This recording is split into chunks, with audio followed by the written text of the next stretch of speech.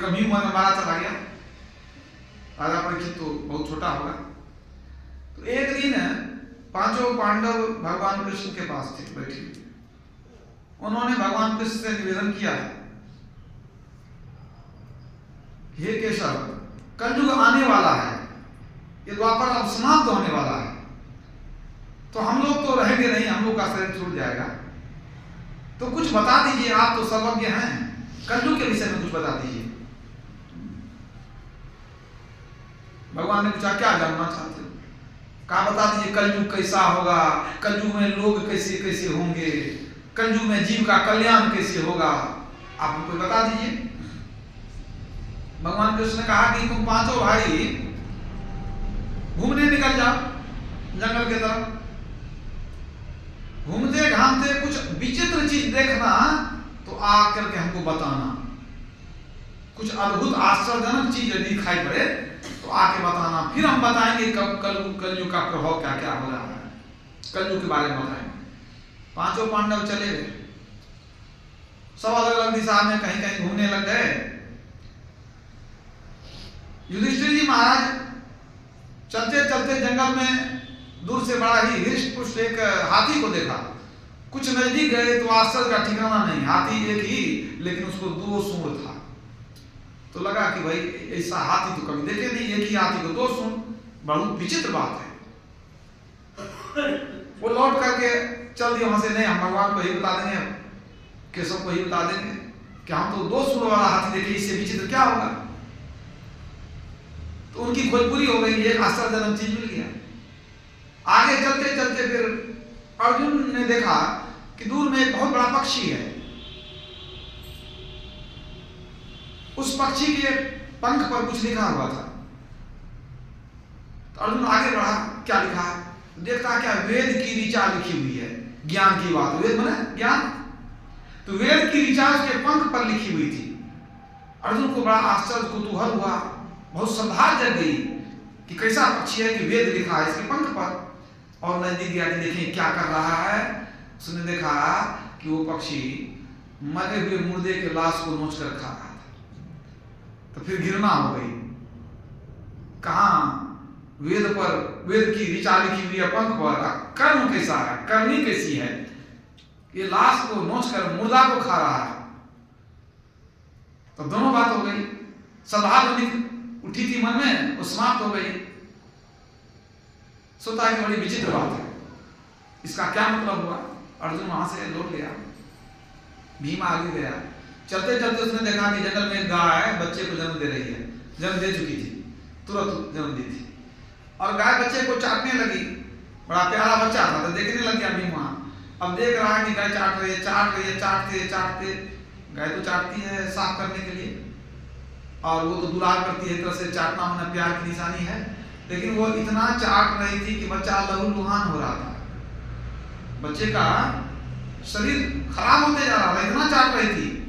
लेकिन वो गाय कैसी थी कि उसको उतनी चिंता नहीं कि बच्चा हमारा मर सकता है, इसका जीवन खतरे में पड़ जाएगा, मतलब चाटने में मशगूल है, बच्चे का जीवन खतरे में है। तो भीम को बड़ा आश्चर्य लगा, तो चाटना तो प्यार की निशानी है, ये माँ है कि क्या है, ये कसाई है, देखते हैं बच्चे को जान मार देगी, इतना चाट रही है। बहुत विचित्र लगा उसको ये घटना, माँ ऐसा कैसे कर सकती है। वो नहीं पूछती है कि बच्चा को जैसी चाटने से उसका खाल उभर सकता है। वो वहां से लौट गए भीम। आगे नकुल चला, चलते चलते उसने देखा कि 5 कुआं है, एकदम वृत्ताकार में 5 कुआं गोल घुमाकर। तो 5 कुआं जब मिला तो सोचा नजदीक चल के देखते हैं। बीच में गए, नजदीक गया, देखता बीच में एक और कुआं है, मतलब छठा कुआं बीच में, 5 कुआं चारों तरफ। अब ध्यान करके देखने लगा तो देखता है चारों तरफ जो कुआं था, 5 कुआं, सब में पानी भरा हुआ, लबालब पानी। अब बीच के कुएं में झांका तो देखता बिल्कुल धूल उड़ रही है, पानी ही नहीं। तो बहुत आश्चर्य लगा कि अगर धरती में पानी है तो बीच के कुएं में पानी होना चाहिए, ये 5 कुएं में जब पानी है तो बीच में पानी क्यों नहीं है, ये क्या मतलब हो गया। बहुत आश्चर्य लगा। अब इतने ही दूरी पर मान लीजिए 10-20 फीट के दूरी पर ऐसा एक जगह पानी हो जाएगा, नहीं हो, कितना आश्चर्य, वो भी कुआं बना हुआ। तो वो वहां से लौट गया कि पूछेंगे कि ऐसा क्या क्या हुआ, क्यों हुआ ऐसा। अब सहदेव बचा वो आगे बढ़ रहा था, उसको कुछ विचित्र चीज मिला नहीं तो बढ़ गया आगे। बढ़ते बढ़ते उसने देखा कि पहाड़ के ऊपर से एक बड़ा सा पत्थर लुढ़क रहा था, शिलाखंड गिर रहा था। ये संभल के हट गया कि कहीं गिरेगा तो बड़ा खतरा है। और वो जो उस पत्थर एक गिर रहा था तो दूसरे पत्थरों से टकरा जाता था, टकराने के बाद रुकता नहीं था, फिर वह उछलते हुए आगे बढ़ जाता था। यहां तक कि मोटे मोटे पेड़ से भी टकराया लेकिन वो पत्थर रुका नहीं, भारी पत्थर लुढ़कते लुढ़कते ये देख रहा है गौर से सहदेव कि देखें कहाँ रुकता है कि एकदम नीचे चले जाता है मैदान में। अंत में एक छोटा सा पौधा था, नाजुक पौधा, वो उस पत्थर के रास्ते में था। सहदेव ने सोचा कि ये इस पौधा तो नाश हो जाएगा, टूट जाएगा, मर जाएगा। लेकिन जैसे वो पत्थर लुढ़कते हुए उस पौधे के नजदीक आया, पौधे में जैसे सटा वो पत्थर वहां रुक गया। इसको बड़ा आश्चर्य लगा, जो मोटे पेड़ से टकराया रुका नहीं, दूसरे पत्थरों से टकराया रुका नहीं, ये छोटा सा पौधा ये कैसे रोक दिया इसको, छोटा पौधा। बहुत आश्चर्य लगा। ये भी लौट कर आ गया। वहां से पूछेंगे कृष्ण, भगवान कृष्ण को सभी भाई आ गए, अपनी अपनी बात सुनाने लगे। भगवान कृष्ण ने कहा बारी बारी से हमको सुनाइए तब हम कुछ कहेंगे, आपको उत्तर देंगे। पहले भैया आप सुनाइए युधिष्ठिर जी, भैया आप क्या देखे। वो बताए कि हम 2 सूंड वाला हाथी देखे। भगवान कृष्ण ने कहा आप लोग जो जो देखे हैं सब कलयुग का आभास दिलाता है। कलयुग जो आने वाला है ना, उसका कुछ पूर्व आभास अभी से हो रहा है, उसका प्रभाव अभी से कुछ कुछ पड़ने लग गया है। अब जैसे कलयुग के बाद सतयुग आने लगेगा तो आने के पहले ही उसका कुछ कुछ लक्षण दिखने लगेगा। आपको कहीं न कहीं आपको लगेगा कुछ परिवर्तन समाज में हो रहा है, आध्यात्मिक उन्नति होने लगेगी, धार्मिक उन्नति होने लगेगी। देखते हैं ना 500 वर्षों के बाद राम मंदिर बन गया अयोध्या जी में। कलयुग भी अब अंतिम चरण में। गुरु महाराज आए तो संत मत का कितना विस्तार हुआ, और भी जो शासक वर्ग हैं वो भी जो है सनातन धर्म के उत्थान के लिए प्रयासरत हैं। देखते हैं हम लोग। तो युधिष्ठिर जी ने बताया कि हमने 2 सूंड वाला हाथी देखा, इसका क्या मतलब हुआ। भगवान कृष्ण ने कहा कि देखिए हाथी जंगल में सबसे बलशाली होता है ना। कहने के लिए लोग कहते हैं जंगल का राजा शेर है, लेकिन क्या शेर हाथी से कभी भिड़ता नहीं? बिल्कुल नहीं। शेर हाथी से नहीं लड़ता। हाथी एक बार सूंड में पकड़ ले, उठाकर पकड़ ले तो वहीं उसका राम नाम सत हो जाए। तो हाथी बड़ा बलशाली होता है, जंगल में कोई उससे लगता नहीं है। वास्तव में जंगल का शासक वही है। भगवान कृष्ण ने कहा कि आपने देखा हाथी को 2 सूंड है, तो जंगल पर हाथी का प्रभुत्व होता है, वो शासक होता है एक तरह से। तो आने वाला जो कलयुग है उसमें शासक जो होंगे वो ऐसे ही होंगे। कैसे? जैसे हाथी को 2 सूंड था, तो आने वाले समय में कलयुग में शासक 2 मुहा आदमी होंगे, 2 मुंह वाले होंगे। मतलब वो कहेंगे कुछ करेंगे कुछ, उनके बात का भरोसा नहीं रहेगा। ऐसे ही लोग शासन करेंगे कलयुग में, उन पर विश्वास नहीं किया जा सकता है। देखते हैं ना नेताजी को, कभी कुछ कर देंगे कभी कुछ कर देंगे। सबको खुश करना है ना, सबको खुश करना है। अब एक ही आदमी कह दे कि किसान को कि आपको हम बरसात दिला देते हैं, वही कुम्हार के यहाँ चले जाए कहने आपको सूखा दिला देते हैं कि आपका बर्तन जल्दी सूख जाए, तो दोनों को मन खुश हो गया। और काम होगा किसी का नहीं। वर्षा होगी तो कुम्हार का काम खराब हो जाएगा, और सूखा होगा तो किसान का काम खराब हो जाएगा, है कि नहीं? तो सबको खुश रखना है, तो सबको कह दीजिए हाँ ठीक है, आप जैसा कहते वैसा ही होगा। तो भगवान कृष्ण ने कहा कि कलयुग में शासक वर्ग ऐसे ही होंगे, नेता लोग ऐसे ही होंगे, कहेंगे कुछ करेंगे कुछ, उनके बात का कोई ठिकाना नहीं रहेगा। 2 मुंह वाले आदमी होंगे। अर्जुन ने कहा कि हुजूर हम तो देखे कि बड़ा सुंदर पक्षी है, वेद की ऋचा लिखी हुई है, लेकिन करनी बड़ा खराब, मुर्दा मांस समझ के खा रहा था, कुछ और खा सकता था। इसका क्या मतलब हुआ? काड़ून पक्षी के पंख पर वेद लिखा हुआ था। वेद क्या है? ज्ञान का प्रतीक है। कलयुग में एक से एक बड़े बड़े ज्ञानी लोग होंगे, पंडित लोग होंगे, शास्त्रज्ञ होंगे, लेकिन जैसे उस पक्षी का कर्म जो था बड़ा नीच था, है ना, मुर्दा का मांस समझ के खा रहा था, उसी तरह वो ज्ञानी होंगे, पंडित होंगे, वेदज्ञ होंगे, अपने को बहुत बड़े बड़े डिग्रीधारी कहेंगे, लेकिन उनकी करनी बड़ी नीच होगी। वो उनकी नजर लगी रही किसका धन हड़प लें, किसको ठग लें, कौन मर जाए, किसका धन हमको मिल जाए। और ऐसे लोग जिस संस्था में जाएंगे सोचेंगे उस संस्था का धन हमारे नाम पर हो जाता तो बड़ा अच्छा है। मतलब विद्या है, ज्ञान है, लेकिन मन माया में लिपटा हुआ है, धन को नोचने में लगे रहेंगे। वो जैसे वो पक्षी मांस को नोच रहा था, उसी तरह से तो विद्वान पढ़े लिखे होने से भी उनका कर्म जो है वो पवित्र नहीं होगा, दूसरे को ठगने में, दान हारने में लगे रहेंगे वो। तो शासक और के बारे में पहले पता चल गया, अज्ञानी पंडित के बारे में दूसरी घटना से पता चला।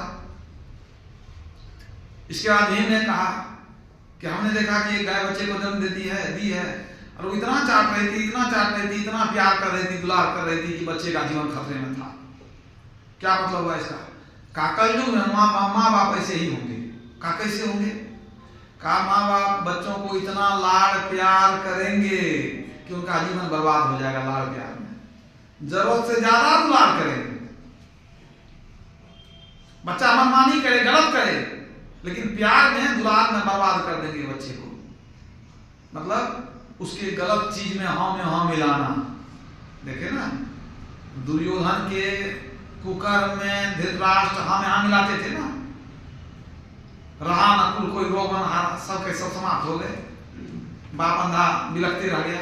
तो वही बात भगवान कृष्ण ने क्या कहा कि जरूरत से ज्यादा इतना दुलार करेंगे कि वो अच्छा इंसान नहीं बना पाएंगे, प्यार में ही बच्चे को बिगाड़ देंगे। इसके बाद भगवान कृष्ण ने एक बात और कही कि कलयुग में जब कोई साधु महात्मा आएंगे कहीं, तो बड़े बड़े आदमी सब जो है, प्रतिष्ठित लोग सब जाएंगे उनके सर में, उनका आदर करेंगे, सत्कार करेंगे, सेवा करेंगे, बड़ाई करेंगे, उनकी स्तुति गाएंगे महात्माओं की। लेकिन उन्हीं व्यक्ति में से किसी का बेटा अगर साधु बनना चाहेगा तो कहेंगे हमारी किस्मत फूट गई, हमारा घर बर्बाद हो गया, इसका जीवन बर्बाद हो गया, इसका भविष्य अंधकारमय हो गया। मतलब साधु की इज्जत करेंगे, सेवा करेंगे, भक्ति करेंगे, लेकिन अपना बेटा साधु नहीं बनना चाहिए। वो नहीं चाहेंगे हमारा बेटा साधु बन जाए, तो कहेंगे इसकी किस्मत फूट गई, इसका जीवन बर्बाद हो गया, ये साधु बन गया। भगवान कृष्ण की वाणी। तो ये हुआ क्या? दुलार में, प्यार में, हमें नजदीक में रहे, आंख के सामने रहे। तो चोर भी बन के रहे तो ठीक है, घर तो आते रहेगा, साधु बनेगा तो कहाँ जाएगा, ठिकाना है, पहले छोड़ेगा घर द्वार, फिर जाएगा गुरुद्वार, वहां से चल देगा हरिद्वार, खोजते रहिए कहाँ गए। इसीलिए नहीं जाए तो ठीक है, आंख के सामने में। इसके बाद भीम को उनकी जिज्ञासा का समाधान मिल गया। तब नकुल ने कहा कि हमने देखा कि 5 कुआं में पानी लबालब भरा है, बीच का कुआं खाली है, कैसे हो सकता है? एक ही जगह, एक ही जमीन में कुआं है, इसका क्या मतलब हुआ? भगवान कृष्ण ने कहा कि देखो, तूने देखा कि 5 कुआं भरा है, एक कुआं खाली है। ये जो भरा हुआ कुआं है ना, ये धन की निशानी है।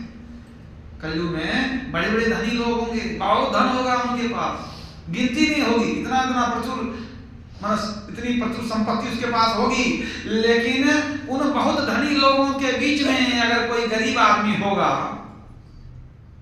उसके आंसू को पोंछने वाला कोई नहीं मिलेगा। मतलब उसके घर में रोटी नहीं होगी तो कोई नहीं देखेगा। मतलब 5 कुआं भरा रहेगा तो भी बीच में एक कुआं बिल्कुल खाली रहेगा, उसको कोई देखने वाला नहीं मिलेगा। लोग पर्व त्योहार में लाखों रुपया उड़ा देंगे, लोग शादी ब्याह में करोड़ों रुपया बर्बाद कर देंगे, अपने फैशन के पीछे बहुत पैसे बर्बाद करेंगे, लेकिन गरीब को, भूखे को रोटी देना कोई नहीं चाहेगा, गरीब की मदद करना कोई नहीं चाहेगा। मतलब 5 भरे हुए कुएं के बीच में भी एक कुआं तुमको खाली मिलेगा।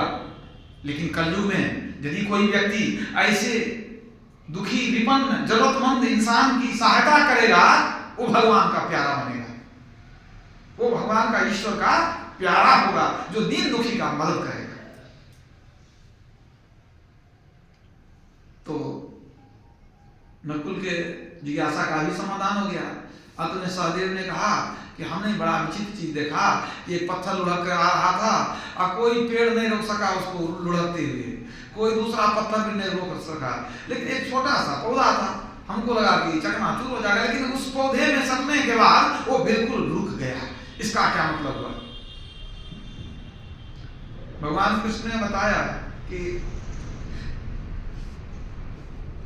देखो सहदेव, तूने देखा कि एक पत्थर ऊपर से नीचे गिर रहा, लुढ़क रहा। ये जो पत्थर है ना, कलयुग में बड़े बड़े लोगों की निशानी है, जो ऐश्वर्यवान है, संपत्तिवान है, हर तरह से संपन्न व्यक्ति हैं, बड़े बड़े जो लोग होंगे उनका पतन होगा। जैसे पत्थर लुढ़क के नीचे गिर रहा है, नीचे गिरना माने क्या? पतन की निशानी है। तो बड़े बड़े लोगों का पतन होगा, लेकिन उस पतन के समय उनकी संपत्ति उसके पतन को रोक नहीं सकेगी। जैसे पत्थर को दूसरा पत्थर रोक नहीं सका, उनके पतन को उनकी विद्या रोक नहीं सकेगी। बहुत विद्या है तो पतन रुक जाएगा, बहुत पढ़े लिखे हैं तो वो भी नहीं होगा। मगर संपत्ति से पतन नहीं रुकेगी और विद्या से भी पतन रुकने वाली नहीं है। जैसे कि पत्थर जो है न दूसरे पत्थर से रुका न दूसरे पेड़ से रुका, लेकिन तब रुका कैसे? छोटे से पेड़ के पास आकर रुका, छोटे से पौधा के पास आकर रुका। तो बड़े बड़े लोगों का पतन रुकेगा कैसे? न संपत्ति से न विद्या से। ये पतन रुकने वाला है तो कैसे रुकेगा? वो छोटा पौधा क्या है? एकमात्र हरिनाम के शरण में जो आएगा उसी का पतन रुकेगा।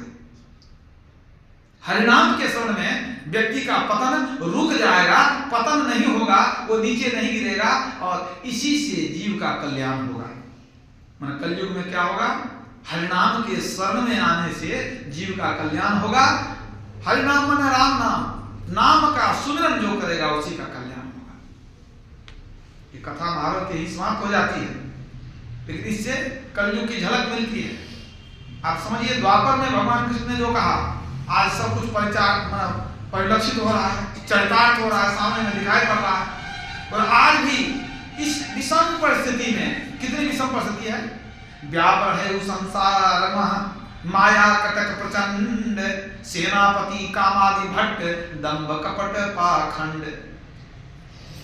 इस भयंकर माया की सेना के बीच में रहते हुए भी,